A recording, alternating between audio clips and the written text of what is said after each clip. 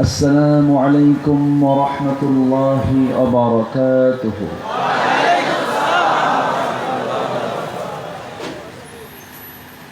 إن الحمد لله الأكرم الذي خلق الإنسان وكرم وعلمه من البيان ما لم يعلم، فسبحان الذي لا يحصى امتنانه باللسان ولا بالقلم. نشهد أن لا إله إلا الله وحده لا شريك له، ونشهد أن سيدنا وحبيبنا ومولانا محمدا عبده ورسوله الذي أرسله بالحق بشيرا ونذيرا وداعيا إلى الله بإذنه وسراجا وقمرا منيرا. فقد قال الله تعالى في كلامه المجيد وفرقانه الحميد: أعوذ بالله من الشيطان الرجيم. بسم الله الرحمن الرحيم. إذا زلزلت الأرض زلزالها وأخرجت الأرض أثقالها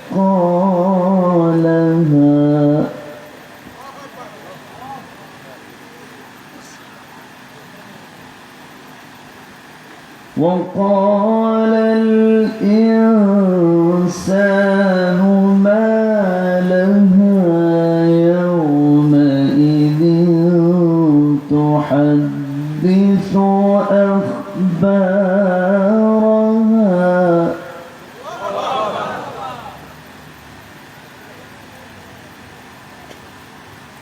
بأن ربك أوحى لها يومئذ يصدر الناس أشتاتا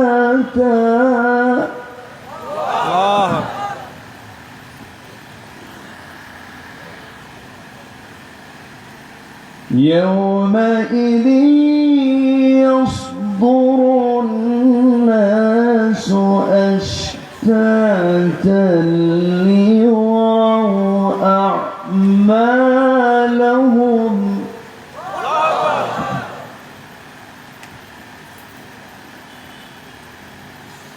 فمن يعمل مثقال ذرة خيرا يره ومن يعمل مثقال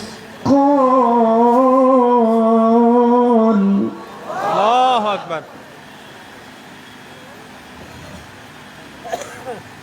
ومن يعمل مثقال ذرة شرا يره.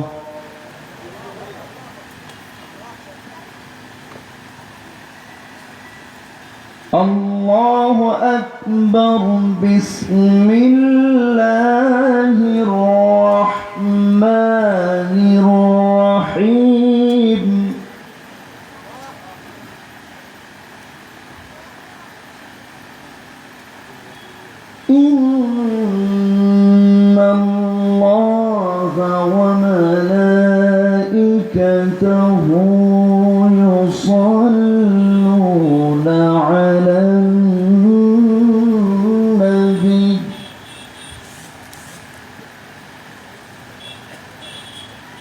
يا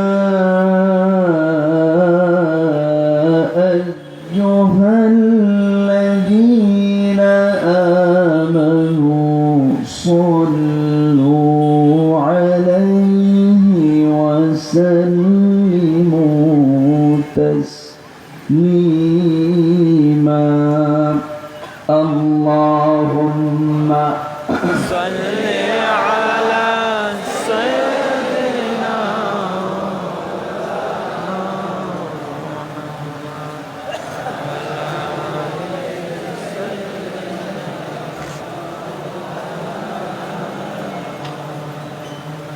একটু মহব্বত দিয়ে নবীর প্রেমে মাতোয়ারা হয়ে জবান খুলে উচ্চ আওয়াজে সবাই বলুন আল্লাহুম্মা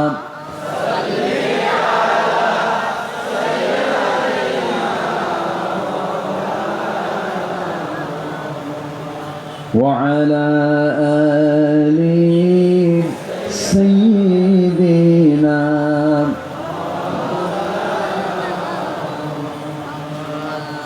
মুহাম্মদ কি নামে এত প্রেমের ঢল মুহাম্মদ কি নামে এত প্রেমের ঢল জগৎ জুড়ে ভালোবাসা অবাক কোলাহল মুহাম্মদ কি নামে এত প্রেমের ঢল আল্লাহুম্মা صل على سيدنا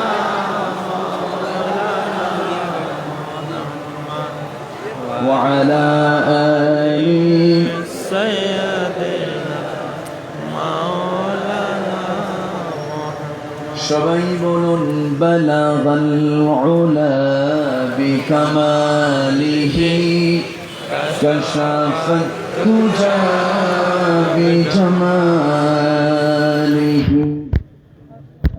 حسنت جميع خصاله صلوا عليه وآله سورة يوسف بداري حكمة لقمان ما قاري قرآن باري يهدني سادمان ما بلغ العلا بكماله كشف التجى بجماله حسنت جميع خصاله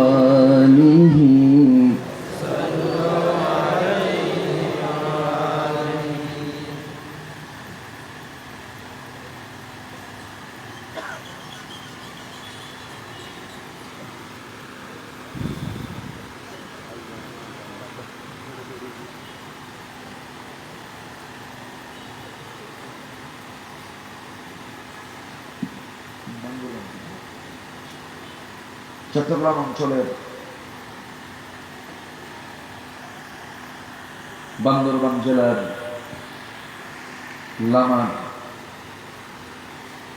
লামা উপজেলার অন্তর্গত শিল্পনগরী শিল্পাঞ্চল আজিজনগর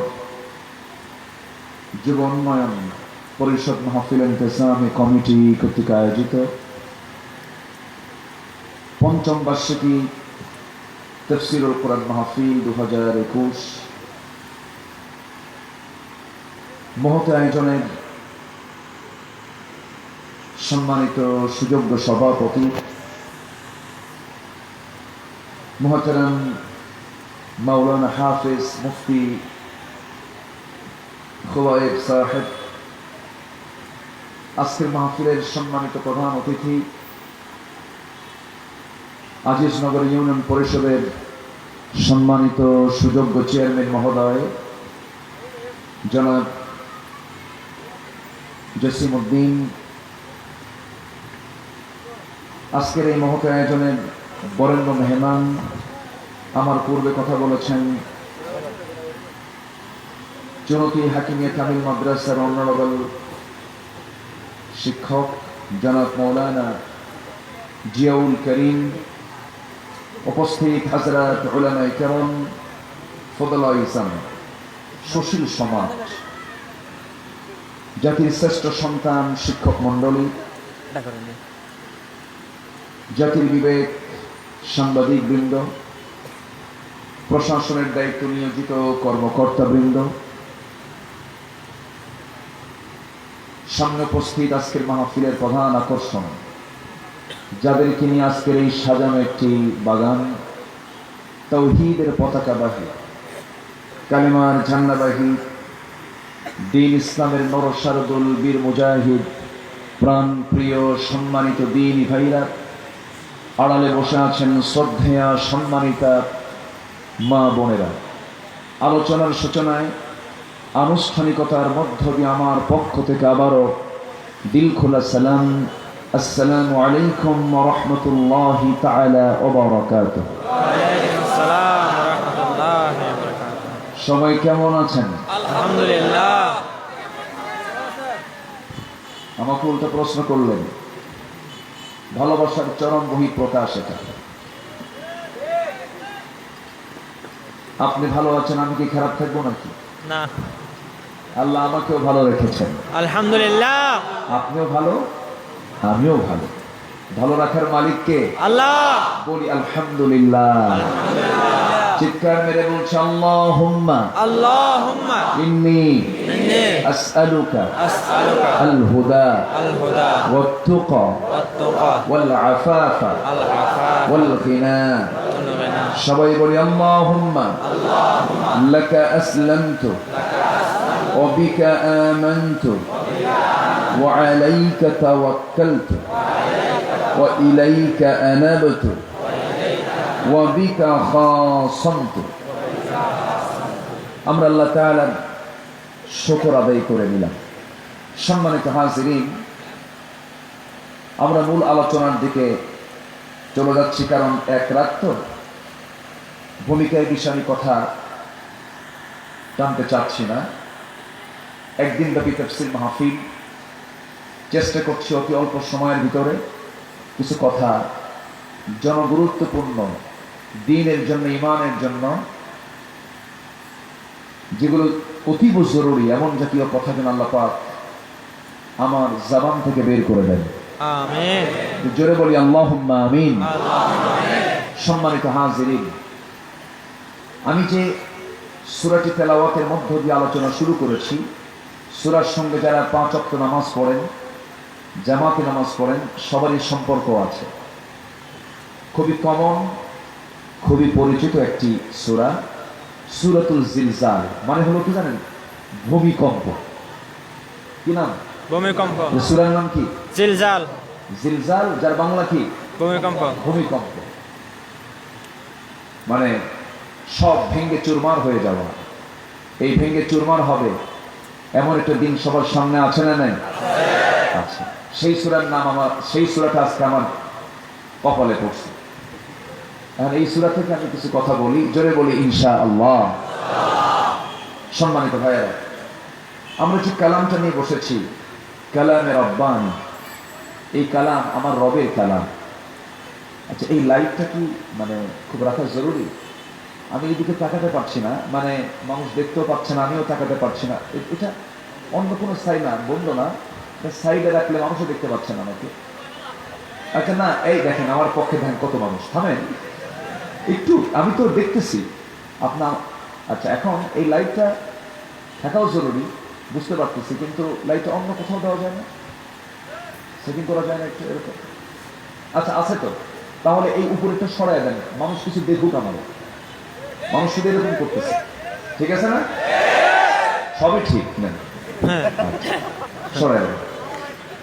সম্মানিত হাজির, মানে চোখে চোখ না পড়লে মহব্বত হয় না তো, এটাও ঠিক। আচ্ছা, হ্যাঁ ঠিক আছে, আলহামদুলিল্লাহ। এখন কি খুশি আপনারা? খুশি। ওইদিকে খুব খুশি, আলহামদুলিল্লাহ। আর এইদিকে যদি বলেন ক্যামেরা সরান, তাহলে আমরা রেকর্ড করতে পারবেন না। থাক, যা আছে বলি আলহামদুলিল্লাহ। আমি তো এসেছি এখানে এই যে কয়েক হাজার মানুষ এখানে আসছেন, আপনারা হাজার হাজার মানুষ আসছেন আলহামদুলিল্লাহ, কিন্তু এই ক্যামেরাতে দেখবে হাজার হাজার না লাখ লাখ, লাখ লাখ এমনকি কোটি হতে পারে। তাহলে এটার কি দরকার আছে না? আছে। তাহলে একটু থাকুক, ঠিক কিনা? ঠিক। এখন এটাও ঠিক, যে বলি আলহামদুলিল্লাহ। আছে। খুবই সুন্দর। আপনারা সম্মানিত ভাইয়েরা, এই কালাম কার কালাম? আল্লাহ। পৃথিবী কত, মানে পৃথিবীর এই যে দেখেন এই লাইট গুলো আজ থেকে 100 বছর আগে ছিল না, প্রযুক্তি ছিল না, মাইক ছিল না, কত উন্নয়ন হয়েছে আমাদের। আমরা একটু চিন্তা করলেই যাব মক্কায়, 4 ঘন্টা 5 ঘন্টায় মক্কায় চলে যায়। যাবে আমেরিকা, একদিনের মধ্যে আমেরিকা চলে যায়। চলে যাব একটু কলকাতায়, আধা ঘন্টায় কলকাতা চলে যায়। তাহলে এই যে একটা আমাদের গোটা পৃথিবী, একটা whole world is a global village, গোটা পৃথিবী যেন একটা গ্রামের মতো হয়ে গেছে। বরঞ্চ পাশের ঘরে কি হয় তা না জানলেও গোটা দুনিয়া জানা যায় ঘর থেকে, ঠিক। ঠিক কিনা? তো এই প্রযুক্তির ব্যবহার, এত প্রযুক্তির ডেভেলপ হওয়ার পরেও, এত উন্নয়ন হওয়ার পরেও, এত উৎকর্ষ সাধনের পরেও কোরআন কত আগে নাজিল হয়েছে, এর কোনো বিন্দু পরিমাণ কোনো ব্যর্থতা প্রমাণ কেউ করতে পেরেছে? না। আসতে বলবেন না, পেরেছে? না। কেউ কি ব্যর্থতা প্রমাণ করতে পারবে? না। পারবে না। এটা মজবুত একটি কিতাব, চির নতুন, চির নতুন। নতুন, এর কোনো পুরাতন নাই। চির বিস্ময়, মহাবিশ্বের চির বিস্ময়, কিয়ামত পর্যন্ত চির নতুন। বিপন্ন পৃথিবী অনির্বার্য একটি ঠিকানা হলো কোরআন কারীম। আপনি যেটাই ডেভেলপ করতে যান, যে কোনো বিষয়ে, যে কোনো সাইড আপনি ডেভেলপ করতে যাবেন, কোরআন সবার আগে লাগবে। সুবহানাল্লাহ। সুবহান। মেডিকেল সায়েন্স, কোরআন লাগবে। ভূগোলিক চিন্তা, কোরআন লাগবে। আকাশ নিয়ে চিন্তা, কোরআন লাগবে। প্রাণী নিয়ে চিন্তা, কোরআন লাগবে। যে কোনো গবেষণায়, যে কোনো গবেষণায় সবচেয়ে আগে দরকার কোন কিতাব? কোরআন। আসতে বলবেন না, কোন কিতাব? কোরআন। এই জন্য আল্লাহ রাব্বুল আলামিন 4 বলে দিয়েছেন, আফালা ইয়াতাদাব্বারুনাল কুরআন আম আলা কুলুবিন আকফালুহা। মানুষের কি হলো? মানুষ কোরআন নিয়ে গবেষণা করে না, কোরআনটাকে নিয়ে তারা গবেষণায় নিয়ে আসে না, চিন্তা করে না। তো তাহলে কি তাদের অন্তরটা তালাবদ্ধ করে দেওয়া হয়েছে নাকি? তাদের অন্তরটা তালাবদ্ধ হয়ে আছে নাকি? আল্লাহ রাব্বুল আলামিন বিভিন্ন জায়গায় বান্দাকে সরাসরি প্রশ্ন করে বলেছেন, আফালা তাকিলুন আফালা তুবসিরুন হাল ইয়াস্তাউিল্লাযীনা ইয়া'লামুন ওয়াল্লাযীনা লা ইয়া'লামুন। যারা জানে আর যারা জানে না, যারা বোঝে আর যারা বোঝে না, কখনো সমান হতে পারে না। এই জন্য আল্লাহ রাব্বুল আলামিন বান্দাকে মূর্খ থাকতে বলেছেন না, জ্ঞানী হতে বলেছেন। জ্ঞানী। পৃথিবীর প্রথম মানুষের নাম কি বলুন? আদম। বলেন বলেন। আদম। তিনি আমাদের আদি পিতা। মূর্খ না জ্ঞানী? জ্ঞানী। শুধু জ্ঞানী না, বড় বিজ্ঞানী। বড় বিজ্ঞানী। وعلم آدم الأسماء كلها ثم عرضهم على الملائكة جربنا الله أكبر। আল্লাহ রাব্বুল আলামিন আদম আলাইহিস সালাতু ওয়াস সালাম কি দুনিয়ার সকল কিছুর নামের শিক্ষা দিয়েছিলেন। অর্থাৎ এখান থেকে প্রমাণিত হলো পৃথিবীর প্রথম মানুষ যত বড় জ্ঞানী ছিলেন, কিয়ামত পর্যন্ত এত বড় জ্ঞানী মানুষ আর দ্বিতীয় জন আসবে না। আদম আলাইহিস সালাতু ওয়াস সালাম ছিলেন সবচেয়ে বড় জ্ঞানী মানুষ। আমার বাপ সবচেয়ে বড় জ্ঞানী, আলহামদুলিল্লাহ। আলহামদুলিল্লাহ। আর তার সন্তান কি মূর্খ থাকতে পারে? না। থাকতে পারে? না। আবার আমার নবীকে কিন্তু আমি এক্সেপশন এখানে নিয়ে আসেন। আমার নবী তো নবী, আমার নবী তো আলাদা। জোরে বলে সুবহানাল্লাহ। আমার রাসূলকে এক্সট্রা সম্মান কে দিয়েছেন? আল্লাহ। রাসূল এসেছেন পরে, কিন্তু দাম তার কম না বেশি? কম না বেশি?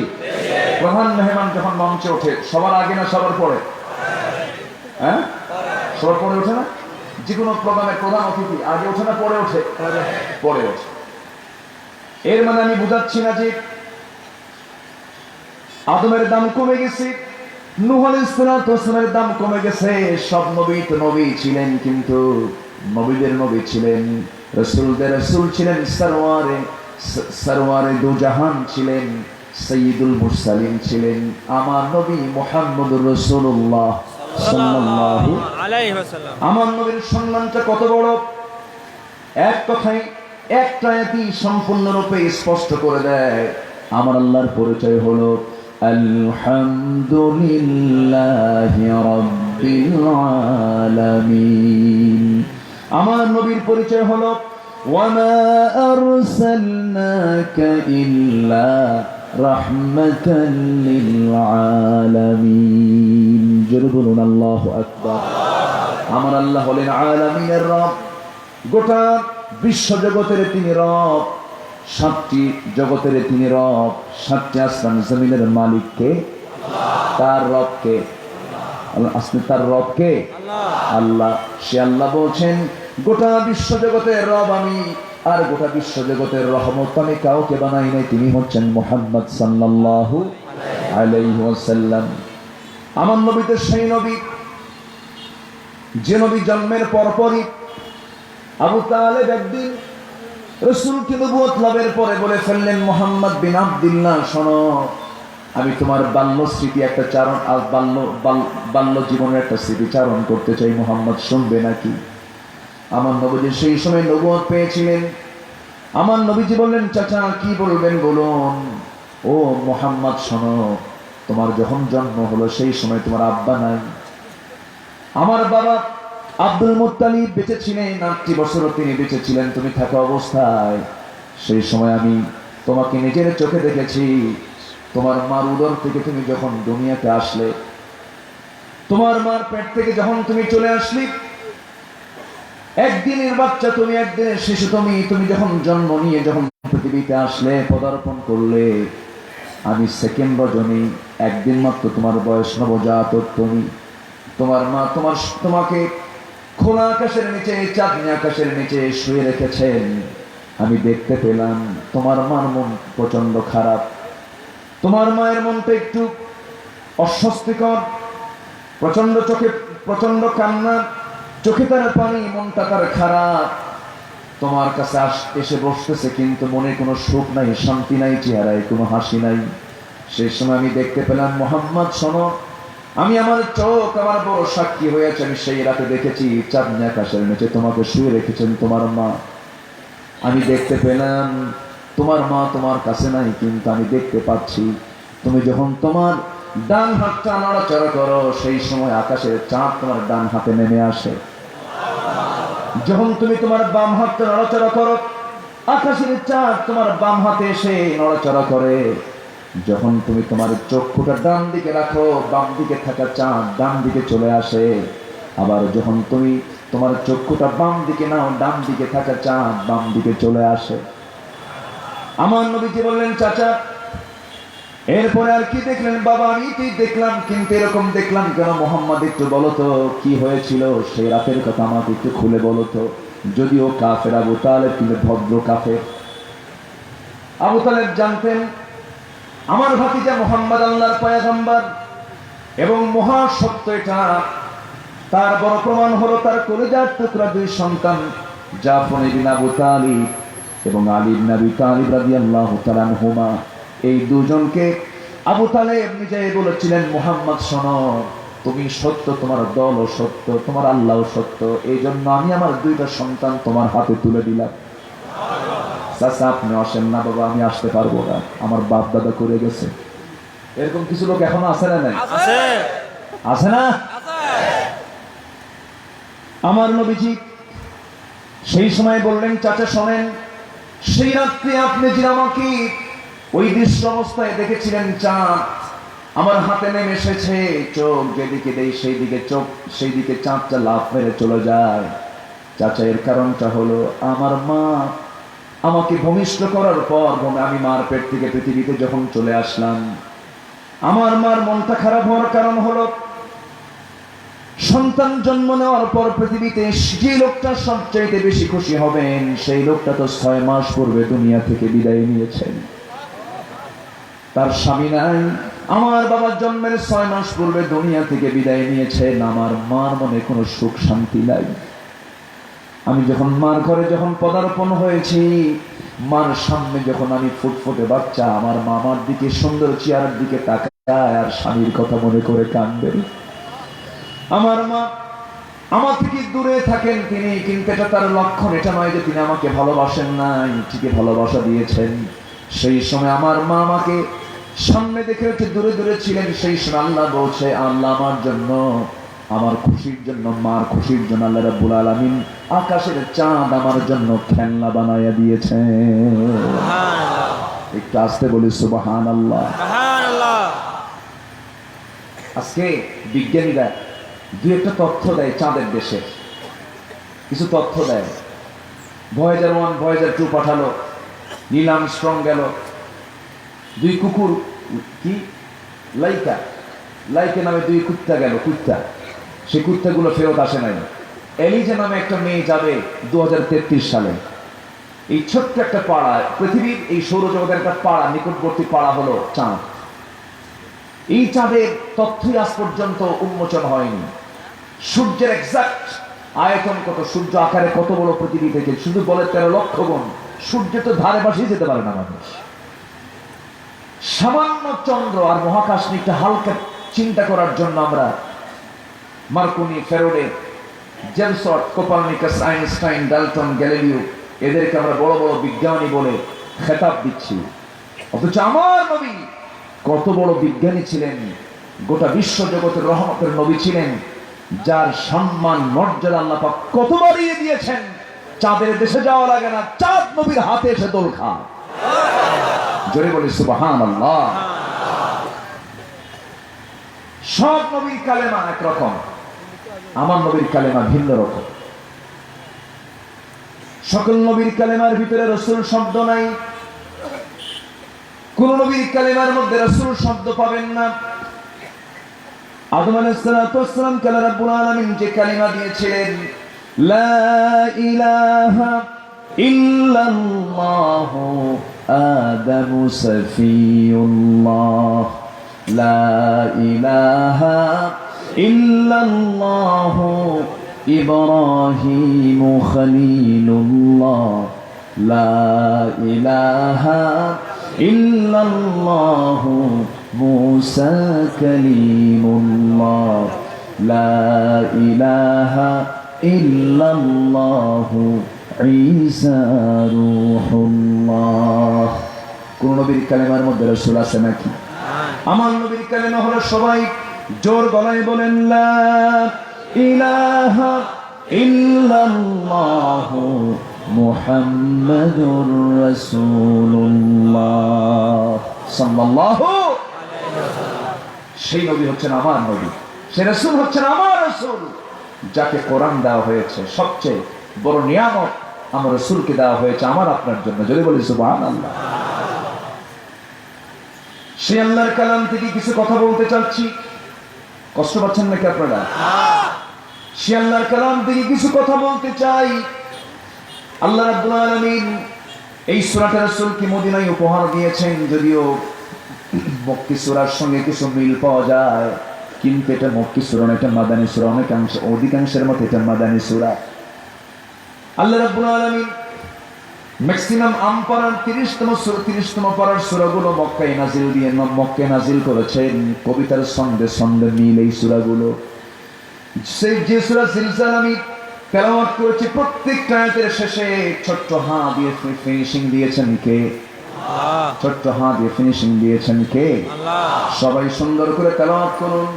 ইদা জুলজিলাতিল আরদু জিলজালাহা ওয়া আখরাজাতিল আরদু আসকালাহা ওয়া ক্বালাল ইনসানু মা লাহা ইয়াওমাইযিন তুহাদ্দিসু আখবারাহা বিআন্না রাব্বাকা আওহা লাহা يومئذ يصدر الناس أشتاتا ليروا أعمالهم فمن يعمل مثقال ذرة خيرا يره ومن يعمل مثقال ذرة شرا يره। জোরে বলি আল্লাহু আকবার। কি কবিতার মিল! আমার রাসূলকে কোরআন সেই সময় দেওয়া হলো যে সময় গোটা আরব, গোটা মক্কা মদিনা, ওই অঞ্চলগুলো কবিদের চরম একটা দাম ছিল। সাবা মুআল্লাকার কবি যারা, কাবার যে গিলাফ, ওই কাবার চাদরে চাদরে কবিদের কবিতাগুলো ঝুলায় রাখতো। সেই সমাজে কবিদের দাম অনেক ছিল। আর এত বুদ্ধিমান, এত জ্ঞানী কবি তারা ছিল। এক কবির সামনে আরেক কবি 1000 লাইন কবিতা যখন বলতো, একবার শুনে তার মুখস্থ হয়ে যেয়ে বলতো যে কবিতা তুমি আমাকে শোনালে, এই কবিতা তো আমি অনেক আগেই জানি, মানে একবার শুনে মুখস্থ হয়ে গেছে। এত বড় জ্ঞানী ছিল তারা। এই সমস্ত কবি সাহিত্যিকদের মুখে তালা চাবি মেরে দিয়ে আল্লাহ রাব্বুল আলামিন এমন কোরআন রাসূলকে উপহার দিলেন। প্রত্যেক পয়গম্বরে পৃথিবীতে এসেছেন সেই সময়ের সবচেয়ে বড় সংকটকে দূর করার জন্য। যেমন ইব্রাহিম আলাইহিস সালাতু ওয়াস সালামকে পাঠানো হয়েছিল, সেই সময় যে সময় মূর্তি পূজার ব্যাপক একটা প্রচলন ছিল সেই সমাজে, সেই মূর্তিগুলোকে উৎখাত করার জন্য আল্লাহ রাব্বুল আলামিন ইব্রাহিম আলাইহিস সালাতু ওয়াস সালামকে দুনিয়াতে পাঠিয়েছিলেন। মুসা আলাইহিস সালামের সময় জাদুর প্রভাব সবচাইতে বেশি ছিল, জাদুকে উৎখাত করার জন্য মুসাকে পাঠানো হয়েছিল। ঠিক তেমনি ভাবে আমার নবীর সময় অশ্লীল কবিতা দিয়া, অশ্লীল সাহিত্য দিয়ে সমাজটা সয়লাভ হয়েছিল। সমস্ত কবি সাহিত্যিকদের মুখে তালা চাবি মেরে দিয়ে আল্লাহ রাব্বুল আলামিন এমন কালাম দিয়ে দিলেন, শুধু সেই যুগে কোনো কিয়ামত পর্যন্ত এই কিতাবের চ্যালেঞ্জে পৃথিবীর কোনো মানুষ আসতে পারবে না। জোরে বলে সুবহানাল্লাহ, আরো জোরে বলে সুবহানাল্লাহ। সেই কালাম কার কালাম? আসতে বলবেন না, কার কালাম? কোন সন্দেহ আছে নাকি? এই কিতাবকে সর্বশ্রেষ্ঠ না একমাত্র? ভালো করে বলেন, সর্বশ্রেষ্ঠ। সর্বশ্রেষ্ঠ না একমাত্র? একমাত্র। বলেন কি? সর্বশ্রেষ্ঠ মানে কি? সবগুলোকে শ্রেষ্ঠ বলে এটাকে সবার উপর আমি প্রাধান্য দিলাম না। কোন কিতাবের সঙ্গে এই কিতাবের তুলনা হবে না। পৃথিবীর সব কিতাব একরকম, আল্লাহর কালাম আরেক রকম। ঠিক। জোরে বলে সুবহানাল্লাহ। সুবহানাল্লাহ। তাহলে সর্বশ্রেষ্ঠ না একমাত্র? একমাত্র। যালিকাল কিতাব, যালিকাল কিতাব, এখানে কি সর্বশ্রেষ্ঠ বলা আছে? যালিকাল, একমাত্র ওই কিতাব, একমাত্র ওই কিতাব। আল্লাহ পাক মারিফা দিয়েছেন, নির্দিষ্ট করে বলেছেন একমাত্র ওই কিতাব। জোরে বলে সুবহানাল্লাহ। লা রাইবা ফীহি, যার মধ্যে কোনো সন্দেহ। আর কোরআন ছাড়া পৃথিবীর সকল কিতাবের সন্দেহ আছে না নাই? তাহলে সর্বশ্রেষ্ঠ বলবেন কেন?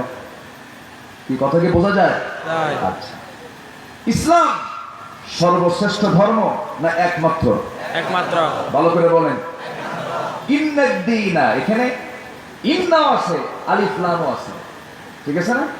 ইন্নাদ-দীনা ইনদাল্লাহিল ইসলাম, আল্লাহর কাছে একমাত্র মনোনীত জীবন বিধানই হলো ইসলাম। আপনি সর্বশ্রেষ্ঠ বললে তখন কি হবে জানেন? সব ধর্মকে শ্রেষ্ঠত্বের আসনে নিয়ে ইসলামকে সর্বশ্রেষ্ঠ বলে আখ্যা দেওয়া না। আল্লাহর কাছে একটাই দিন, তার নাম কি? ইসলাম। আরো জোরে, আরো জোরে। ইসলাম ছাড়া পৃথিবীতে সব বাতিল। কার কথা? আল্লাহর কথা। আসতে বলবেন না, কার কথা? আল্লাহ। তবে হ্যাঁ, অন্য ধর্মকে আমরা কোনো বাজে কথা বলতে পারবো না, অন্য ধর্মকে আমরা গালি দিতে পারবো না, অন্য ধর্মের মানুষকে নিয়ে আমরা কখনো খারাপ কোনো কমেন্ট করতে পারবো না, কিন্তু অন্য ধর্মের কোনো প্রশংসাও করতে পারবো না। কি কথা কি বোঝা গেল? অন্য ধর্মের প্রশংসা করা যাবে, কিন্তু প্রশংসা করার মতো কিছু মানুষ আছে না নাই? কেন জানেন? প্রশংসা করার কারণ হলো যদি একটু সাপোর্ট পাই, সাপোর্ট নিতে এসে আপনি ইমান হারা হয়ে গেলেন, এই কেসটা আপনি পাইলেন না।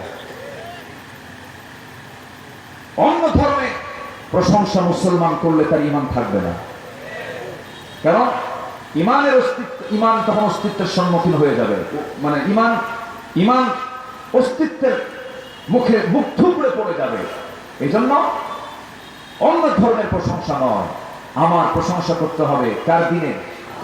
আসতে বলবেন না, কার দিনে? আল্লাহর দিনের প্রশংসা আমাকে আপনাকে করতে হবে। সেই আল্লাহ পাক সেই কিতাব আমাকে আপনাকে দিয়েছেন। এই কিতাবের ভিতরে তাওহীদ, রিসালাত, আখিরাত, এই তিনটি বিষয়ে মূল বক্তব্য আছে। একটা হচ্ছে তাওহীদ, একটা কি বলেন, একটা কি, আরেকটা কি রিসালাত, আরেকটা কি আখিরাত। তো আখিরাতের পাঠ হলো সূরা জিলজাল। আখিরাতের পাঠ কি? সূরা জিলজাল পড়েছে। কারণ কিয়ামত থেকে তো শুরু হয়ে গেল আমার রেজারেকশন ডে, অর্থাৎ পুনরুত্থান দিবসের আখিরাতের একটা প্রথম ধাপ হলো মৃত্যুর পরে, কবরের পরে, আলিমের বারযাখের পরই হলো কিয়ামত, মহা ভূমিকম্প, মহা প্রলয়, সূরা জিলজাল। সম্মানিত ভাইয়েরা, আমার নবীজি যখন নামাজের ভিতরে এই সূরা ইনফিতার, সূরা তাকবীর, সূরা কুফিরাত এগুলো যখন তিনি বলতেন, সূরা শামস এগুলো যখন বলতেন, আমার নবীজির দু চোখ বেয়ে টপ করে পানি পড়ত, তিনি কেঁদে ফেলতেন। ভয়াবহ আয়াত এগুলো, ভয়াবহ সূরা এগুলো। আল্লাহ রাব্বুল আলামিন আকাশ নিয়ে কি বলছেন? ইদাশ শামসু কুবিরাত ওয়া ইদান নুজুমু কাদারাত ইদাস সামাউ ফাতারাত ওয়া ইদাল কাওয়াকিবু ইনতাসারাত। যখন সূর্য সংকুচিত হয়ে যাবে, তারকাগুলো ছিটকে পড়বে, আসমান ফেটে ফেটে পড়বে, ওয়াইদাল কাওয়াকিবু ইনতাসারাত, তারকাগুলো ছিটকে পড়বে।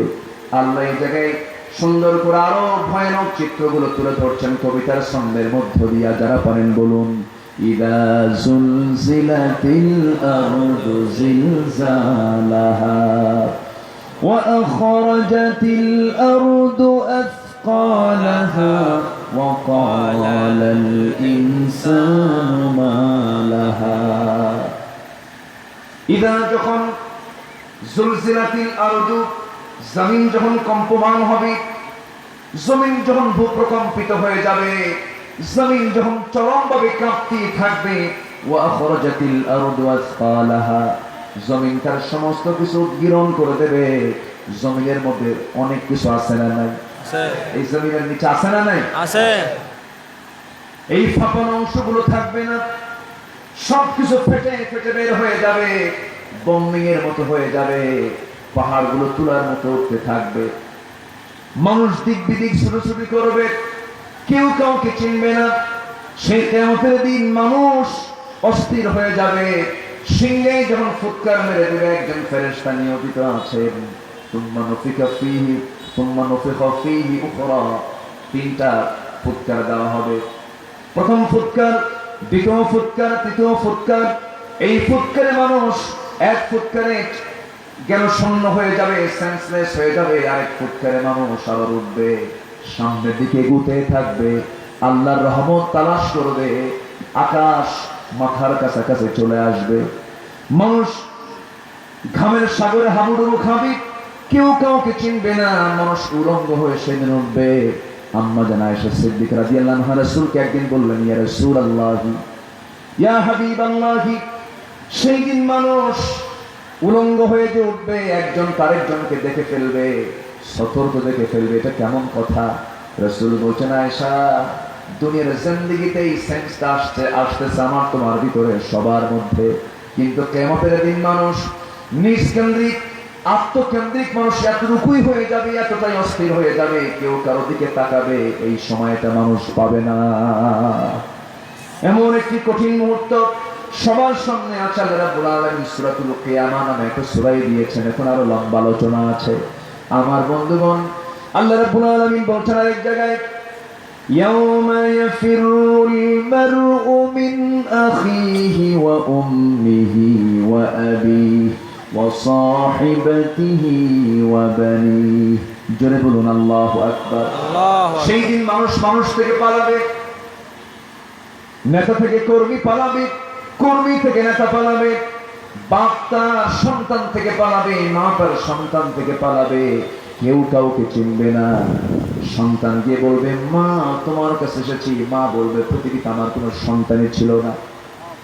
এমন একটা কঠিন একটি মুহূর্ত সামনে, সবার সামনে আছে। আল্লাহ রাব্বুল আলামিন বলছেন, বান্দা, সেই দিনটার কথা তুমি মনে করে তোমার জীবনটাকে সুন্দর করে ঢালিয়ে সাজিয়ে নাও। রাসূলকে বলা হলো, ইয়া রাসূলুল্লাহি, মান আকিয়াসুন নাস ওয়া আহসানুন নাস, হে রাসূল, সবচেয়ে চালাক লোকটাকে, সবচেয়ে বিচক্ষণ লোকটাকে? আমার রাসূল বললেন, সেই লোকটাই সবচাইতে বেশি চালাক। ক্বালা আকসারুকুম যিকরান লিল মাউত ওয়া আকসারুহুম ইস্তিআদাদা। সেই লোকটাই সবচাইতে বেশি চালাক, যে মৃত্যুর কথা বেশি করে স্মরণ করে আর গুনতে থাকে আমার মৃত্যু কোন দিন হবে। আমার ভাইরা, আমি আপনি দুনিয়া থেকে বিদায় নিয়ে নেব। আমার এই যে দুনিয়ার জিন্দেগিটা আছে, এই দুনিয়ার জিন্দেগি যে যে কয়দিন আমরা বেঁচে আছি, এরপরে আছে মৃত্যু। এরপরে কি বলেন? মৃত্যু। এরপরে হলো কবর। কবরের পরে সামনে আছে মিজান, সামনে আছে পুলসিরাত, সামনে আছে হাসর। এরপরে আমার বিচার হয়ে যাবে। বিচারের পর আমার জন্য জান্নাত অথবা জাহান্নাম। এই স্টেশনগুলো যে পড়ে আছে, সেই স্টেশনের চিন্তা আমাদের মাথায় থাকার দরকার আছে না নাই? আছে। আসতে বলবেন না, আছে না নাই? হযরত ওসমান রাদিয়াল্লাহু তাআলা আনহু মাঝে মাঝে কাঁপতে কাঁপতে অস্থির হয়ে যেতে, চোখের পানি তার ফুরাতো না, এত পরিমাণ কাঁদতেন, কেঁদে কেঁদে অস্থির হয়ে যেতেন। সবাই বলতো, ওসমান তুমি এত কাঁদো কেন? ওসমান বলতেন, আমি দুনিয়ার জন্য কাঁদি না, আমার কবরের জন্য আমার কান্না আসে রে ভাই। কবরের জন্য এই জন্য কান্দি। দুনিয়ার জিন্দেগিতে কত বন্ধু বান্ধব কোথাও গেলে খুঁজে পাওয়া যায়, কিন্তু মৃত্যু এমন একটা, কবর এমন একটা জায়গায়, যে জায়গায় কেউ থাকবে না আমার কে ছাড়া। আসতে বলবেন না, কে ছাড়া? আবু বকর সিদ্দিক রাদিয়াল্লাহু তাআলা আনহু মাঝে মাঝে কাঁদতেন আর বলতেন, আল্লাহ তুমি আমাকে মানুষ বানালা কেন? আমাকে যদি পাখি বানায় দিতা, পাখি হয়ে উড়ে বেড়াতাম, তোমার জিকির আজগার করতাম, মৃত্যুর পরে আমার কোনো হিসাব হতো না। আমাকে তুমি দুনিয়ার অন্য কোনো প্রাণী হিসেবে যদি বানাতা, আমার কোনো বিচারের মুখোমুখি হওয়া লাগতো না। তোমার সামনে কি বিচারের রায়? আমি তোমার সামনে আমি কি হিসাবগুলো দেবো আল্লাহ? তোমার সামনে আমি কি বিচারের রায় তুমি আমাকে দিলে, জানি না কি হিসাব দেবো। আমার তো গুনাহ ছাড়া আমি তেমন কোনো ভালো আমল দেখি না। খাদিজার মতো মহিলা রাসূলকে সামনে রেখে বলছেন, ইয়া রাসূলুল্লাহ, আমল তেমন, ঈমান আমল তেমন ভালো না, ঈমান তেমন মজবুত না, আমল তেমন, আমলের ঝুলি তেমন পাকাপোক্ত না। আমার নবীজির সামনে থেকে খাদিজার মতো নারী, আমার নবীজির সামনে থেকে খাদিজার মতো নারী যদি এমনটা কথা বলতে পারেন, আমার আপনার সামনে সেই জীবন আছে না নাই? সেই সিচুয়েশন আছে না নাই? আমার নবীজির জীবন থেকে দুজন মানুষের মৃত্যুটা নবীজির জন্য খুব কষ্টকর ছিল। একজন হলেন ওই আবু তালেব, যে আবু তালেবের কথা দিয়ে শুরু করেছে আলোচনা। ওই আবু তালেব নবীর সামনে একদিন দাঁড়িয়ে বলছেন, ইয়া রাসূলুল্লাহ, আমার নবীজির সামনে খাদিজা একদিন, আমার নবীর সামনে আবু তালেব একদিন নবীর সামনে দাঁড়িয়ে দাঁড়িয়ে আছে। রাসূল বলছেন, চাচা, আমি আপনাকে কোনোদিন কালিমার ব্যাপারে চাপ প্রয়োগ করি নাই, আমি আপনাকে কোনোদিন কালিমা গ্রহণের ব্যাপারে জোর তাকিদ করে কিছুই বলি নাই চাচা। আমি আপনাকে আজকে একটু ইজিলি বলছি চাচা, একটাবার কি কালিমা পড়া যায় না? আবু তালেব বলতেছে, মুহাম্মদ শোনো, আমার দুইটা কলিজার টুকরা সন্তানকে তোমার হাতে তুলে দিয়েছি, আমার আবার দিন গ্রহণ করা লাগবে নাকি? রাসূল বললেন, চাচা, আপনার সন্তান দিয়ে আপনার তেমন কোনো উপকার হবে না, আমাকে দিয়ে আপনার কোনো উপকার হবে না, তবে উপকার হবে তখনই যখন আপনার মধ্যে ঈমানটা থাকবে। আমার ভাইরা, একটা হাদিসের কথা মনে হয়ে গেল, একটা বান্দাকে আল্লাহ রাব্বুল আলামিন জান্নাত দিয়ে দিবেন। জান্নাত দিয়ে দেওয়ার পরে ওই বান্দা জান্নাতে ঢুকবে। জান্নাতে ঢোকার পর আল্লাহ বলবেন, ও বান্দা, তুমি কি সন্তুষ্ট আছো নাকি? সেই সময় বান্দা বলবে, আল্লাহ, দুনিয়ার জিন্দেগিতে আমার একটা বন্ধু ছিল, সেই বন্ধুটার ঠিকানা কোথায় এখন? সে কোথায় আছে? সে জাহান্নামে আছে। সঙ্গে সঙ্গে সেই জান্নাতি বান্দা বলবে, আল্লাহ, আমার বন্ধু জাহান্নামে থাকবে, আমি এই জায়গায়, এটা কেমন কথা, আমার তো ভালো লাগতেছে না। সেই সময় আল্লাহ বলবেন ফেরেশতাদেরকে, ও ফেরেশতারা, এই জান্নাতি বান্দার এই আফসোসটুকু আমি আর ধরে রাখতে পারছি না, দেখতো তার ন্যূনতম কোনো ঈমান আছে নাকি? হ্যাঁ, ঈমান তার আছে। ঈমান যদি থেকে থাকে, তাকে আমি আল্লাহ রাব্বুল আলামিন মাফ করে এই বান্দার মনের আফসোসকে দূর করার জন্য জান্নাতের মেহমান বানায় নিলাম। ভালো লোকের সম্পর্ক রাখার দরকার আছে না নাই? আছে। আসতে বলবেন না, আছে না নাই? আছে। এই পৃথিবীতে ভালোর তালিকা যদি আপনি নিয়ে আসেন, এক নাম্বার ভালো মানুষ কারা? বলেন, বলেন, কারা ভালো মানুষ? হ্যাঁ, এক নাম্বার ভালো জাতির শ্রেষ্ঠ মানুষ কারা? আলেমরা, তাই না? আমি ছোটখাটো মানুষ, এর কালাম তেমন কিছু নাই। জগতের শ্রেষ্ঠ মানুষ হচ্ছে আলেমরা, এবং আল্লাহর কাছেও শ্রেষ্ঠ বান্দা হচ্ছে ইন্নামা ইয়াখশাল্লাহা মিন ইবাদিহিল উলামা। কিন্তু গোটা পৃথিবীটা সবচেয়ে বেশি নির্যাতিত কারা? বলেন, সবচেয়ে বেশি নির্যাতিত কারা? আলেমরা। সৌদির কারাগারে আলেম আছে না নাই? ইয়েমেনের কারাগারে আলেম আছে না নাই? আচ্ছা, ফিলিস্তিনের কি বলে, ইসরায়েলের কারাগারে আলেম ওলামা আছে না নাই? ইয়েমেনের কারাগারে আলেম ওলামা আছে না নাই? মিশরের কারাগারে আলেম ওলামা আছে না নাই? ভারতের কারাগারে আলেম ওলামা আছে না নাই? আজকে আজকে সমাজের চিত্রের দিকে যদি আমরা তাকাই, সবচেয়ে ভালো মানুষগুলো সবচাইতে বড় জুলুমের শিকার। সেই ভালোবাসার পক্ষে কথা বললো আবার আমরা দোষী হয়ে যাই। ঠিক। আজকে মানুষ এতটুকুই বেয়াদব হয়েছে, কিছু মানুষ কতিপয় মানুষ মঞ্চে এসে পর্যন্ত বেয়াদবি করে। কোরআনের মঞ্চে বেয়াদবি আছে না নয়? আছে। কোরআনের মঞ্চে কোরআন সামনে রেখে আলেম ওলামা কথা বলে। আপনার কথা পছন্দ নাও হতে পারে, আপনি আস্তে করে হেঁটে সামনে ভিত্তিতে সুন্দর ভদ্রতা নিয়ে আপনি তাকে রিপোর্ট করুন, আপনি তাকে বলুন, সুন্দর করে বলুন। কিন্তু আপনি মঞ্চে এসে মাস্তানি করে সন্ত্রাসী কায়দায় মাইক টেনে নেওয়ার আপনাকে এই জাতীয় আচরণ যারা করে, মনে রাখতে হবে ওদের রক্ত টেস্ট করলে আবু জেহেলের রক্ত খুঁজে পাওয়া যাবে। ঠিক কিনা? এই সমস্ত বাতিলদের মোকাবেলা করতে রাজি আছেন কারা কারা?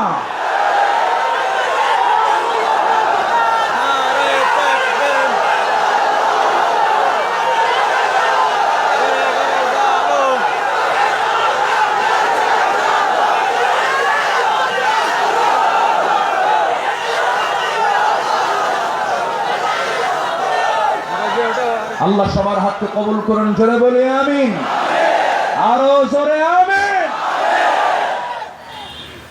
সম্মানিত ভাইয়েরা, কষ্ট পাচ্ছেন?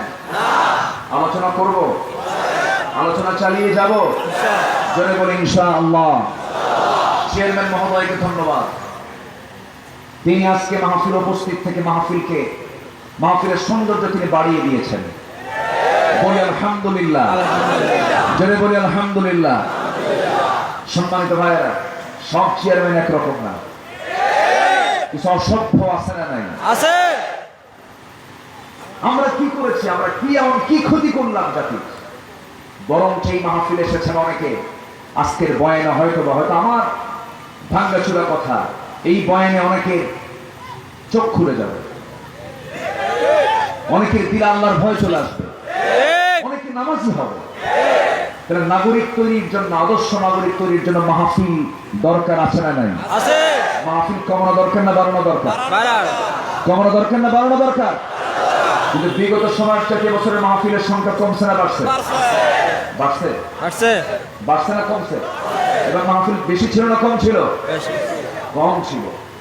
মাহফিলের সংখ্যা কিন্তু গড়ে বেড়েছে, কিন্তু কম কেন? একটা গ্রুপ চায় মাহফিল না হোক। সরকারের কাছ থেকে কোনো প্রজ্ঞাপন জারি হয়নি, গভর্নমেন্ট কখনো মাহফিল বন্ধের পক্ষেও না, আলহামদুলিল্লাহ, জোরে বলি আলহামদুলিল্লাহ।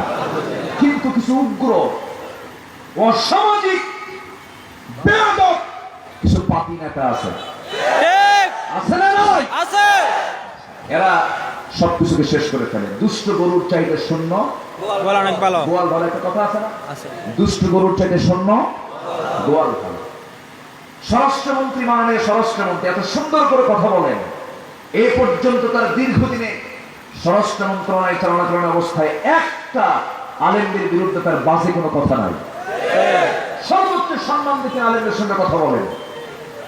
আমি যে এলাকার খাতিব ঢাকাতে, সে এলাকার সে আসনটা হচ্ছে ওনার আসন, এই সুবাদে আমি তাকে চিনি, একটা পরিচয় আছে। কিন্তু কিছু লক্ষ্য করা যায়, এই যে মাঝখানে কি করেছে আলেমরা, মাঝখানে একজন কে কি বললো যে ঘাড় মটকায় দেয়, আছে না নাই? ঘাড় মটকায় দেয়, আরেকজন কয় হাত ভাঙবো, আরেকজন কয় খেলা হবে, আছে না নাই? এই সমস্ত বেদব কিছু আছে না নাই? মুখ সামলায় কথা বলো, মুখ সামলায় কথা বলো। তোমার জন্মের সময় আলেমরা দিয়েছে, আজান দিয়েছে, তোমার মার বিয়ে পড়াইছে আলেম ওলামা। তোমার যখন মৃত্যু হবে, তোমার এমন কোন যোগ্যতা নাই তোমার নিকটবর্তী কেউ জানাজা পড়াতে পারে। আলেমদের সঙ্গে বেয়াদবি করো না। বেদবদের স্থান জান্নাতে নাই। বেদবের স্থান জান্নাতে আছে? বেদবরা জান্নাত পাবে? লা তারফাউ আসওয়াতাকুম ফাওকা সাওতিন নবী। তোমরা নবীর কথার চাইতে তোমাদের কথার আওয়াজ বড় করো না। যদি করো আনতাহাবাত আমালুকুম, সমস্ত আমল কাফ হয়ে যাবে। ঠিক। বদর লাভ নাই, উহুদ লাভ নাই, সব শেষ হয়ে যাবে। এই আয়াত যখন নাযিল হয়, ওমর ফারুক রাদিয়াল্লাহু আনহু সেদিন থেকে নিয়ে মৃত্যুর দিন পর্যন্ত নবীর সামনে কখনো জোর গলায় কথা বলেন নাই। আস্তে আস্তে করে ফুসফুস করে কথা বলতেন, ফিসফিস করে কথা বলতেন। রাসূল বলতেন, ওমর কি কও? হুজুর জোরে বললে বিপদ, জোরে বললে কি বিপদ। এজন্য আদবের দরকার আছে না নাই? আস্তে বলবেন না, আছে না নাই? আগে আগে আগে জ্ঞানী হতে হবে না আদব শিখতে হবে? কারণ আগে কি শিখতে হবে? আদব। পারিবারিক শিক্ষা আদব। পারিবারিক শিক্ষা কি? আদব। পরিবারের সন্তানগুলোকে আদব শিক্ষা দিতে হবে আগে। আর সে আদব আসবে হলো কিসের শিক্ষার মধ্য দিয়া? কোরআন। জোরে বলেন, কিসের শিক্ষার মধ্য দিয়া? আমরা কোরআন শিখবো। জোরে বলি ইনশাআল্লাহ। আর জোরে বলুন ইনশাআল্লাহ। আবু তালেব যদিও কাফের, কিন্তু বেয়াদব না আদব? আদব। বলেন আদব। আদব ছিল। রাসূলকে খুব স্নেহ করতেন। আবু তালেব খুব ভালো করেই জানতেন আমার নবী সত্যি নবী। আবু তালেব অসুস্থ, বিছানায় কাতরাচ্ছিলেন। নবীজি তার পাশে গিয়ে আস্তে করে দিয়ে বসে বললেন, চাচা আপনাকে আজকে একটা শুধু বলবো চাচা, আপনি পুরো কালিমা বলার দরকার নাই, শুধু বলবেন লা ইলাহা ইল্লাল্লাহ।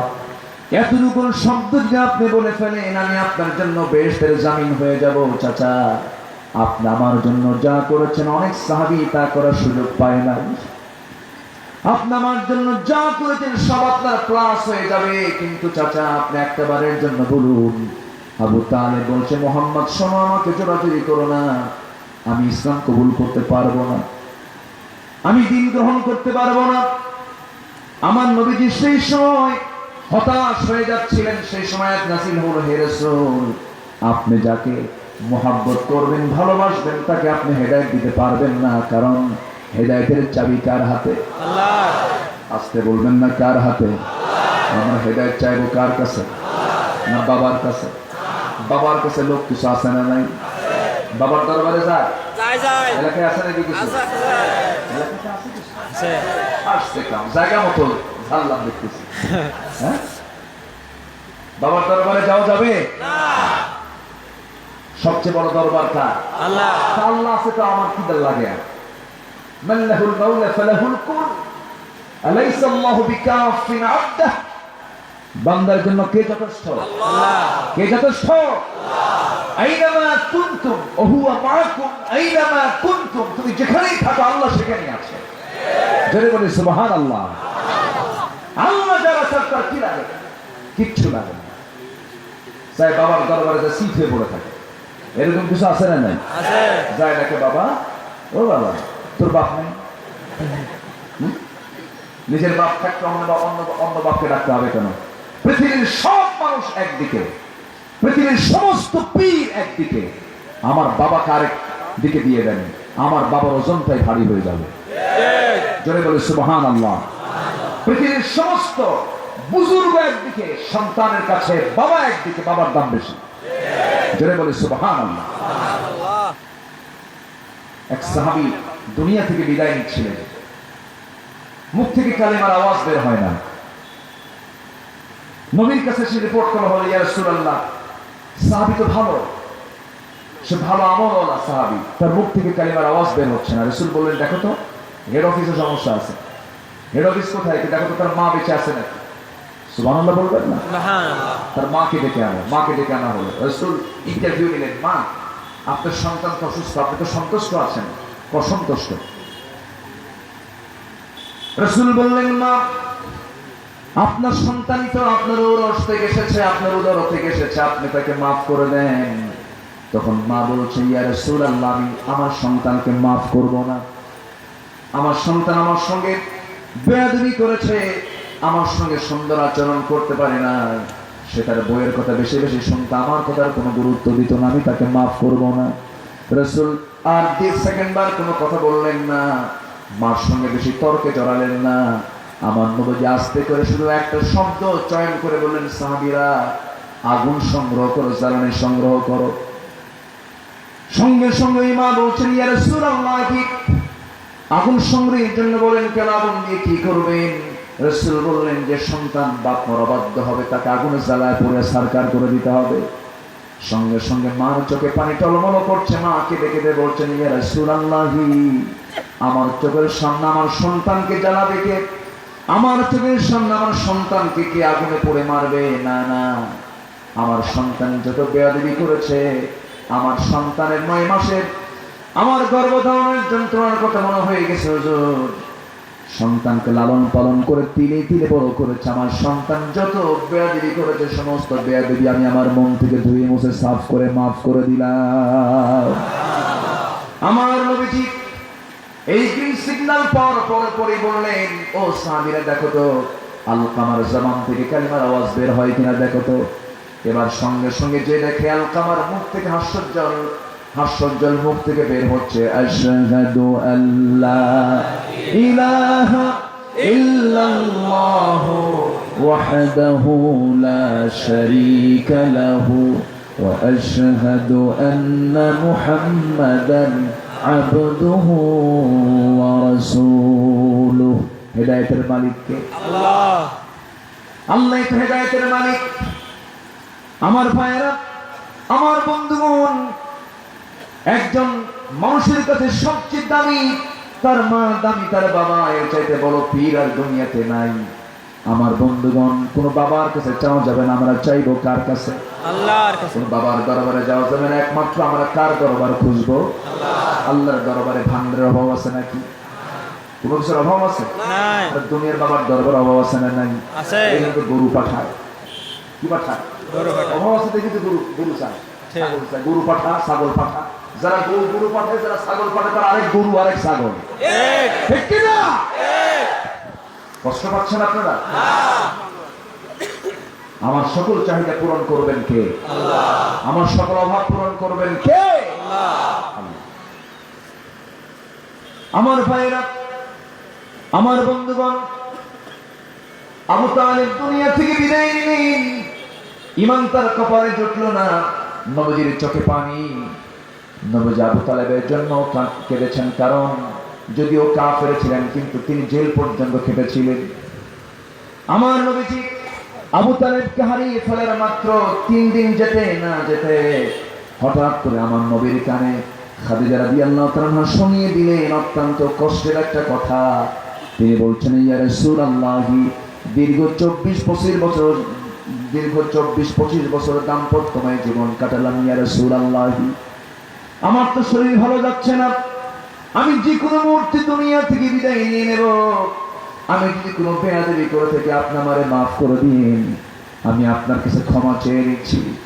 আপনার যে পরিমাণ খেদমতের প্রয়োজন ছিল, আমি এতরকম খেদমত আমি আপনার করতে পারি নাই। রাসূল বললেন, খাদিজা তুমি কি বলতে চাও বলো। এবার তিনি বলছেন, ইয়া রাসূলুল্লাহ, আমি আপনাকে কয়েকটা কথা বলতে চাই। শরীর যেহেতু ভালো যাচ্ছে না, যে কোনো মুহূর্তে আমি দুনিয়া থেকে বিদায় হয়ে যেতে পারি, তবে আমি আপনাকে কয়েকটা কথা বলবো, আপনি আমার কথাগুলো রাখবেন কিনা? সঙ্গে সঙ্গে রাসূল কাঁদা কাঁদা কণ্ঠে বলছেন, খাদিজা কি বলতে চাও বলো, মন খুলে বলে ফেলো। এবারে খাদিজা বলছেন, ইয়া রাসূলুল্লাহ, যেদিন আমার বিয়ে হয়েছে সেই দিন থেকে নিয়ে শুরু করি আজকের দিন পর্যন্ত আমি আপনার কাছে কোনো কিছুই চাই নাই, বরঞ্চ আমার জীবন সহ আমার স্থাবর অস্থাবর সমস্ত সম্পত্তি আমি আপনার হাতে তুলে দিয়েছি, ইয়া রাসূলুল্লাহ।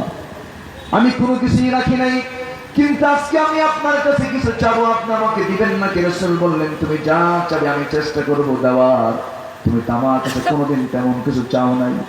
এবার তিনি বলছেন, ইয়া রাসূলুল্লাহ, আমি আপনার কাছে 3টা জিনিস চাবো। নাম্বার 1 হলো, আমি যদি মরে যাই, আমার মৃত্যুর সঙ্গে সঙ্গে আমার লাশটা কেউ ছবে না, আপনি বিশ্বনবী আপনার পিঠে বহন করে আমার লাশটা কবরের দিকে নিয়ে যাবেন, মাকবারায়ে মুআল্লায় নিয়ে যাবেন। আমার নবীজি কথা শুনে থমকে দাঁড়িয়ে বলছেন, খাদিজা কি বলো? হ্যাঁ ইয়া রাসূলুল্লাহ, আমার লাশটা আপনি কবরে শোয়ে রাখবেন এবং কবর থেকে আপনি ততক্ষণ পর্যন্ত উঠবেন না যতক্ষণ না সোল জবের ফেরেশতা না আসবে। যখন ফেরেশতা প্রশ্নকারী ফেরেশতা যখন চলে আসবে, যখন প্রশ্ন শুরু হয়ে যাবে, আমার মনে হয় আমার জীবনে তেমন কোন আমলনামা মজবুত নাই, আমার মনে হয় 3টি প্রশ্নের জবাব আমি দিতে পারবো না। আপনি আমার হয়ে 3টা প্রশ্নের জবাব অন্তত আপনি আমার হয়ে দিয়ে দিবে। আমার নবীজি কথাগুলো শুনে বলছেন, খাদিজা এমন করে কথা বলছো কেন? তবে হে খাদিজা, তোমার ওসিয়তগুলো আমি একটা একটা করে পূরণ করব। যাও তুমি আছে, ও খাদিজা তুমি কোনো চিন্তা করো না। খাদিজার ইন্তেকাল হয়ে গেল। খাদিজা রাদিয়াল্লাহু তাআলা দুনিয়া থেকে বিদায় নিলেন। বিদায় নেওয়ার সঙ্গে সঙ্গে নবীজির ওই যে কান্না শুরু হলো, ওই বছরটাকে আমল হুজুন বলা হয়। নবীজির চিন্তা শুরু হয়ে গেল। খাদিজাকে নিয়ে নবীজি তার কথা মতো পিঠে বহন করে কবর পর্যন্ত নিয়ে চলে গেলেন। কবরে শোয়া দিলেন। কবরে শোয়া দেওয়ার পর আমার নবীজি সেই কবর থেকে উঠতেছেন না। জিবরিল আমিন বলছেন, ইয়া রাসূলুল্লাহি, আপনি কেন ওঠেন না? কি হয়েছে?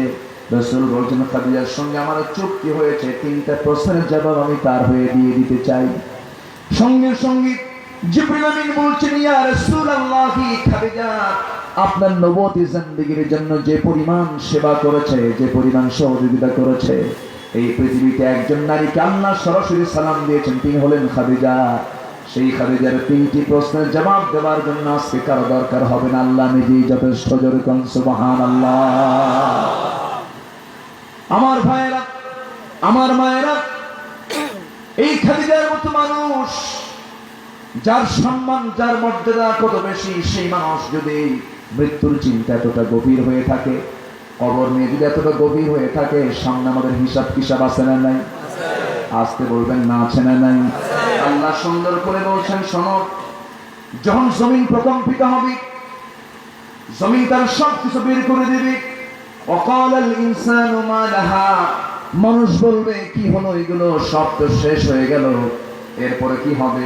ইয়াউমাইযিন তুহাদ্দিসু আখবারাহা বিআন্না রাব্বাকা আওহা লাহা ইয়াউমাইযিন ইয়াসদুরুন নাসু আশতাতান লিয়ারাউ আ'মালাহুম فمن يعمل مثقال ذرة خيرا يره ومن يعمل مثقال ذرة شرا يره জোরে বলুন আল্লাহু আকবার। সেদিন সবকিছুর খবর হয়ে যাবে। সেদিন মানুষ ভিন্ন ভিন্ন হয়ে সব আল্লাহর সামনে হাজিরা দেবে, তাদের আমল নামা নিয়ে উঠবে। বিন্দু পরিমাণ যে ভালো কাজ করবে তাও সেদিন সে দেখতে পাবে, বিন্দু পরিমাণ যে খারাপ কাজ করবে তারও সেই প্রাপ্তি সেদিন সে দেখতে পাবে। আল্লাহ বান্দাকে ডাক দিয়ে বলবেন, ইকরা কিতাবাকা কাফা বিনাফসিকাল ইয়াওমা আলাইকা হাসিবা। জোরে বলুন আল্লাহু আকবার। বান্দারে, আজকে তোমার হিসাব নেওয়ার জন্য কারো দরকার নাই। বান্দা, তুমি নিজেই তোমার আমলনামাগুলো পাঠ করো। যৌবন ছিল তোমার, ওই যৌবনটাকে অবাধ মিলেমিশাই তোমার যৌবনকে নষ্ট করে ফেলেছ। তোমার গায়ের জোর ছিল, এই হাত দিয়া আলেমদেরকে থাপ্পড় মেরেছ। তোমার ক্ষমতা ছিল, তোমার সিগনেচারে নিরপরাধ নিরীহ একজন ভালো মানুষকে ফাঁসির মঞ্চে ঝুলে মেরেছ। তোমার হুকুম, তোমার পাওয়ার ছিল বলে তোমার দাপটে রাতকে দিন করেছ, দিনকে রাত করেছ। আজকে তোমার বিচার করার জন্য কাউকে লাগবে না। বান্দা, তুই নিজেই যথেষ্ট হয়ে গেছিস। কার কথা? আসতে বলবেন না, কার কথা? সেই দিন কি হবে? সেই দিন ওই বান্দা যখন এমন দৃশ্য দেখবে, ওই দৃশ্য দেখার সঙ্গে সঙ্গে ওই বান্দা বলবে, আল্লাহ কি অবস্থায় পড়ে গেলাম, ইয়া লাইতানি কুনতু তুরাবা। সেদিন বলবে, আল্লাহ আমি যে মাটি হয়ে যেতাম কতই না ভালো হতো। মাটি হওয়ার কি সুযোগ আছে নাকি? আসতে বলবেন না, আছে নাকি? নাই। সেই জন্য আমার ভাইয়েরা, সেই চিরকালীন চিরস্থায়ী জিন্দেগীর জন্য ক্ষণকালীন এই দুনিয়াতে আমাকে আপনাকে ফাতেহাগুলো সংগ্রহ করতে হবে। জাহান্নাম থেকে বাঁচার দরকার আছে না নাই? আসতে বলবেন না, আছে না নাই? সেই জাহান্নাম থেকে বাঁচার জন্য জাহান্নামের কাজগুলো আমরা করবো না বাদ দেব? করবো না বাদ দেব? মোটামুটি 15টি কারণ যার মধ্যে থাকবে সে জাহান্নামে যাবে। কোথায় যাবে? জাহান্নামে যাবে। এর মধ্যে আল্লাহ রাব্বুল আলামিন সূরা মুদ্দাসসিরের মধ্যে 4টা কারণ তুলে ধরেছেন। কয়টা? 4টা কারণ। আল্লাহ রাব্বুল আলামিন বলেন, আনিল মুজরিমিনা মা সালাকাকুম ফি সাকার قالوا لم نك من المصلين ولم نك نطعم المسكين وكنا نخوض مع الخائضين وكنا نكذب بيوم الدين حتى أتانا اليقين فما تنفعهم شفاعة الشافعين جلدون الله أكبر পাপীদেরকে বলা হবে, ও পাপীরা, ও জাহান্নামীরা, আজকে তোমরা সাকার নামক দোজখে কেন? তারা বলবে 4টা কাজ করে নাই। কয়টা কাজ বলেন? 4টা কাজ করে নাই। নাম্বার 1 হলো আনিল মুজরিমিনা মা সালাকাকুম ফি সাকার قالوا لم نك من المصلين। আমরা কি করি নাই? নাম্বার 1 জাহান্নামে যাওয়ার কারণ হলো, আজকে আমরা জাহান্নামে নিক্ষিপ্ত হওয়ার মূল কারণ হলো, 1 নাম্বার হলো আযান শুনেছি, মুয়াজ্জিন আযান দিয়েছে, আমাদেরকে নামাজের জন্য ডাকা হয়েছে, আযান শোনার পরও ডাকার পরও আমরা নামাজে যাই নাই। জাহান্নামে যাওয়ার 1 নাম্বার কারণ হলো নামাজ না পড়া। আমার দেশের অধিকাংশ মুসলমান নামাজি না বেনামাজি? নামাজি না বেনামাজি? বেনামাজি। তাহলে এখন আল্লাহ বলছেন জাহান্নামে যাওয়ার 1 নাম্বার কারণ কি? নামাজ না পড়া। এখন আপনি পরিসংখ্যান দিয়ে আপনি একটু মেপে দেখেন, আমার দেশের অধিকাংশ মুসলমানগুলো জান্নাতি না জাহান্নামী? জান্নাতি না জাহান্নামী? কোন কিতাবে বলা আছে? কোন কিতাবে? এটা আমার কথা নাকি? আমার দেশে মুমিন বেশি না মুনাফিক বেশি বলেন? মুনাফিক কি আমেরিকায় আছে নাকি? নাই। হ্যাঁ, নাই। আমেরিকায় মুনাফিক থাকবে কেমন? আমেরিকা তো মুসলমানই। হ্যাঁ, ঠিক আছে না? আমার কথা কি বুঝতেছেন? আমেরিকায় মুনাফিক থাকার কথা না, ইউরোপেও মুনাফিক থাকার কথা না, নিউজিল্যান্ডে তো মুসলমানই নাই, সেখানে মুনাফিক থাকবে কেমনে? মুনাফিকের সম্পর্ক হলো মুসলমান যেখানে থাকবে সেখানে মুনাফিক থাকবে। ঠিক কিনা বলেন? আপনি যে মুনাফিক খুঁজতে যান, সবচেয়ে বেশি মুনাফিক পাবেন বাংলাদেশে। আলহামদুলিল্লাহ। নাকি কবেন? আমার ভাইয়েরা, মুনাফিক আপনি কাফেরের মধ্যে পাবেন না, মুনাফিক আপনি মুশরিকের মধ্যে পাবেন না। মুনাফিক ঘাপটি মেরে লোকে থাকে, মুখে দাড়িও থাকে, মাথায় টুপিও থাকে, জুব্বাও থাকে, সুন্দর চেহারা, জিব্রাইল ফেল। এরকম সূরাতের কিছু লোক আছে না নাই? সূরাতে জিব্রাইল, সিরাতে শয়তান।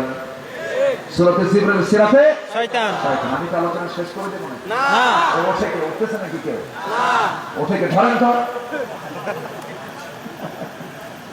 খুব ভালো, বলি আলহামদুলিল্লাহ। জোরে বলি আলহামদুলিল্লাহ। এত সুন্দর মানুষ বান্দরবান, বান্দরবান, বলি আলহামদুলিল্লাহ। বান্দর নামে একজন আলেম আছেন, কাবা শরীফের সম্মানিত ইমাম বান্দর বালিলা, ডক্টর বান্দর বালিলা। বান্দর, সেই বান্দরবান পাহাড়ি একটা অঞ্চল, অনেক বরকত আছে, বলি আলহামদুলিল্লাহ। বান্দরবানে বরকত আছে না নাই? আছে। প্রাকৃতিক সৌন্দর্যে ঘেরা, আমার মনে হয় যেন নববধূ সাজিয়েছে বান্দরবান। আলহামদুলিল্লাহ, নববধূর মতো সাজানো একটি জেলা। বিশেষ করে ওই কি বলে, বান্দরবান মেইন শহরে আমি গিয়েছি, বেশ কিছু মাহফিল করেছি। এত সুন্দর, যেন আল্লাহ তাআলা নিজের কুদরতে, তার স্বীয় কুদরতে কত সুন্দর করে সাজিয়ে রেখেছেন। কোথায় পাহাড়, কি সুন্দর করে উঁচু উঁচু টিলাগুলো আল্লাহ রাব্বুল আলামিন বানিয়ে রেখেছেন। সুবহানাল্লাহ বলবেন না? সুবহানাল্লাহ। সব কার অবদান? আসতে বলবেন না, কার অবদান? তবে আল্লাহর কুদরত দেখার জন্য অত দূরে যাওয়া লাগবে না, আমার বডি যথেষ্ট। সুবহানাল্লাহ বলেন। সুবহানাল্লাহ। অনেকে খোঁজে কোথায় জানেন? আল্লাহর কুদরত খোঁজে গোশতের মধ্যে বিসমিল্লাহ লেখা, গাছের ডালে আল্লাহ লেখা, এরকম খোঁজেন। অনেকে খোঁজে না? এরকম খোঁজে। এত খোঁজার দরকার কি? আমার বডি তো আছে। আলহামদুলিল্লাহ বলে, জোরে বলি আলহামদুলিল্লাহ। আমার বডিটাকে সুন্দর করে বানিয়েছেন কে? আল্লাহ। আমার বডিতে কোথাও কোনো খুঁত আছে? একটা নারীর সৌন্দর্যে কোনো খুঁত আছে? নারীকে দেখে পুরুষ পাগল হয় না? হয় হয় হয় হয় হয় হতে হবে তো পাগল। পাগল না হলে তো হবে না। আদমই তো ছিল পাগল হওয়ার জন্য। আমরা হব না পাগল? হ্যাঁ জি হ্যাঁ। ঠিক আছে, কিন্তু অন্যের বউ না, ঠিক ঠিক কিনা? ঠিক অন্যের বউয়ের জন্য পাগল কিছু আছে না নাই? আছে। দেখো তো বাবা, কত যুবক, কত নারী পড়ে আছে গোটা দুনিয়া জুড়ে। বান্দরবন থেকে সুন্দরবন, বান্দরবন থেকে সুন্দরবন, টেকনাফ থেকে তেতুলিয়া, গোটা দেশ আছে কোটি কোটি নারী। কোথাও ওর নজর পড়ে, নজর পড়ছে আরেকজনের বউয়ের দিকে। কি কথা কি বুঝতেছেন আপনারা? কথা কি বোঝা যায়?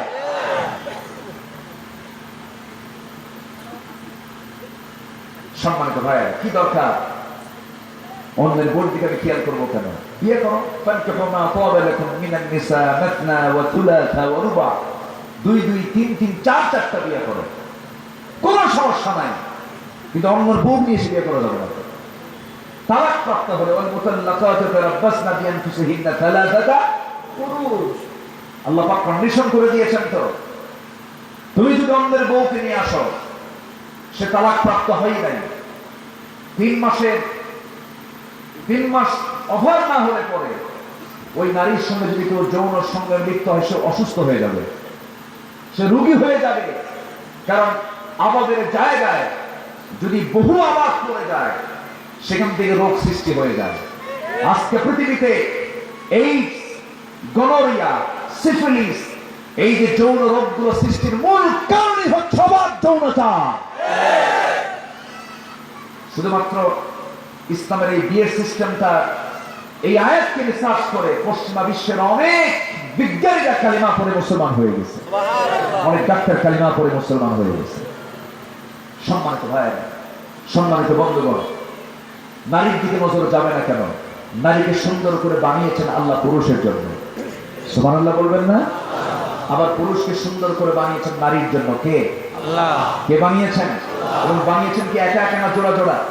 ওয়াখালাকনাকুম আজওয়াজা, আমি তোমাদেরকে জোড়ায় জোড়ায় বানিয়েছি। একটু আস্তে বলুন সুবহানাল্লাহ, জোরে বলুন সুবহানাল্লাহ। এই জন্য এই জোড়ায় জোড়ায় বানানোর জন্য আমার প্রায় দেখে লক্ষ্য করে গাছের গোড়ায় গোড়ায়, শিশু পার্কের গোড়ায় গোড়ায় জোড়ায় জোড়ায় বসে আছে। যে তোমরা জোড়ায় জোড়ায় কেন? আল্লাহ যে জোড়া জোড়া দিয়েছে। কি কথা কি বোঝা গেল? এই হচ্ছে অবস্থা। ওই জোড়া কি বৈধ জোড়া না অবৈধ জোড়া? অবৈধ। বৈধ জোড়া না অবৈধ জোড়া? অবৈধ। অবৈধ জোড়া আমরা দেখতে চাই না, অবৈধ জোড়া আমরা দেখতে চাই না। ঠিক। আমরা চাই বৈধ সম্পর্ক। আমরা চাই ইসলামের যে সিস্টেম, সেই সিস্টেমকে ফলো করা। সম্মানিত ভাইয়েরা, এগুলো ওয়াজ করে বন্ধ হবে না, এগুলো ওয়াজ করে বন্ধ হবে না। শুধুমাত্র যদি প্রশাসন একদিন বলে দেয় গায়ের মোহরের কোন পুরুষের সঙ্গে একজন মহিলা চলতে পারবে না, দেখবেন পরের দিন একটাও না। ঠিক কিনা? ঠিক। কিচ্ছু না, 1.5 হাত লাঠি নিয়ে শুধু সামনে দাঁড়ায় থাকবে, শিশু পাক ফাঁকা। আমি কি ভুল বলতেছি? ওয়াজ করে এগুলো বন্ধ হবে? শিশু পার্কের সামনে একটা পুরুষ শুধু দাঁড়ায় থাকবে, বলবে যে তোদের অ্যাড্রেস দে, তোদের পরিচয় দে, কারো খুঁজে পাওয়া যাবে?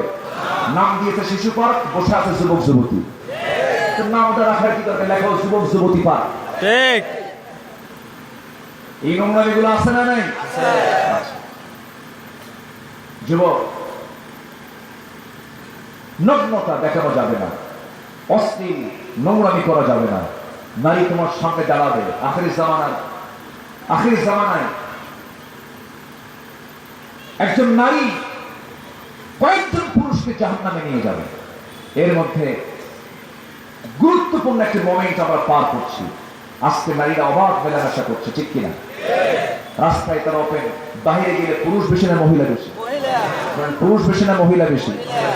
আচ্ছা, আপনি মোবাইলে ফোন দিয়েছেন, সলিমুদ্দিন কলিমুদ্দিকে ফোন দিয়েছে, ফোনটা বন্ধ, তখন দুঃখিত, এই মুহূর্তে মোবাইল সংযোগ দেওয়া সম্ভব হচ্ছে না। পুরুষ না মহিলা? কম মহিলা। মহিলা বলে। এখানে পুরুষ দেওয়া যেত না? দেওয়া যেত। দিছে কোন কি? পুরুষ না মহিলা? মহিলা দিয়েছে। লিফটে চলেছেন, গ্রাউন্ড ফ্লোর, পুরুষ না মহিলা?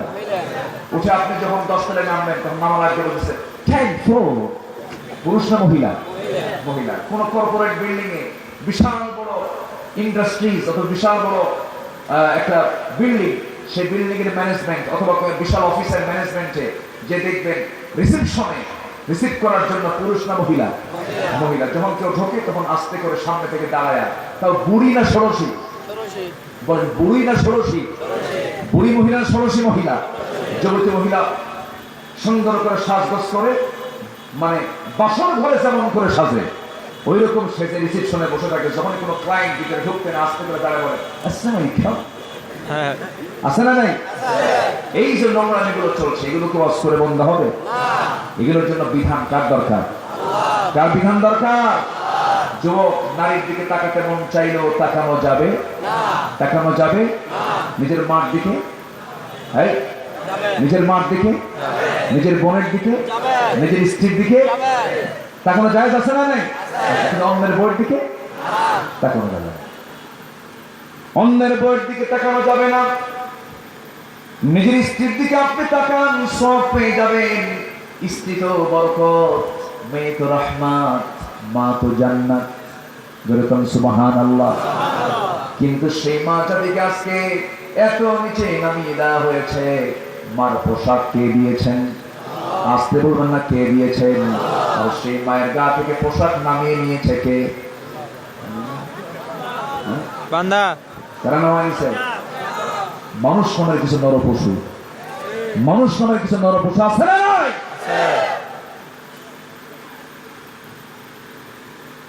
একজন অভিনেত্রী কাপড় যত খোলে তখন বলে সাহসী অভিনেত্রী। কি অভিনেত্রী?